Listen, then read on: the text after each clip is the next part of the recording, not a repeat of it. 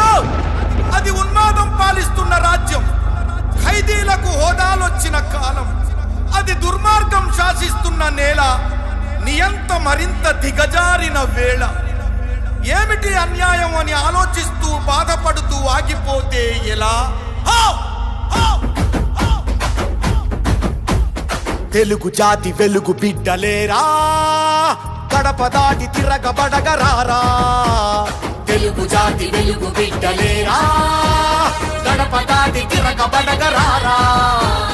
ఒక్కడినే అనుకుంటూ ఆగిందిక చాలురా, వెనుకబడితే ముందు చరిత ఎవడు రాయలేడురా. చంద్రబాబు బతికాడు మన కోసం దీక్షగా, ఇల్లు ఇల్లు కదలాలి చంద్రన్నకు రక్షణగా. ఈ కుట్రల కటకటాలు పటపటమని విరిచెయ్యగా. ఒక్కరొస్తే బంధిస్తారు, వందలొస్తే భయపెడతారు. వేలు లక్షలుగా కదిలి కోటి మంది తరలి వెళ్తే పూటకాల అడ్డుగోడలెంతరా. మోసకారి కేసులు గల్లంతురా. తెలుగు జాతి వెలుగు బిడ్డలేరా, అడుగు అడుగు కలిపి కదలి రారా. కదులు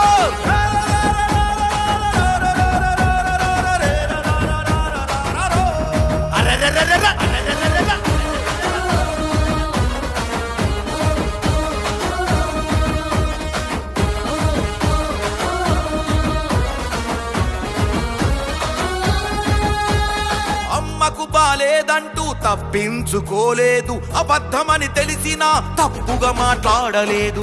చంద్రన్న మన చంద్రన్న, చట్టాన్ని గౌరవించి న్యాయానికి విలువనిచ్చి చెయ్యని తప్పుకునేడు. చెరసాలకు నడిచినాడు. రాక్షస రాజ్యం లక్ష్యం ఒకటే, చంద్రన్నను బంధించి వేధించడమే.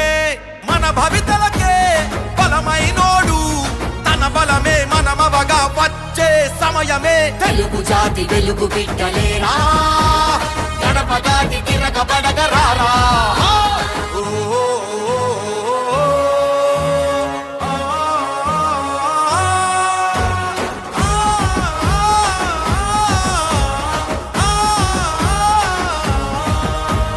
నాశనమవుతున్నది ఆంధ్రప్రదేశ్ రాష్ట్రం, నాటుకపోతున్నది పాలనలో ద్వేషం.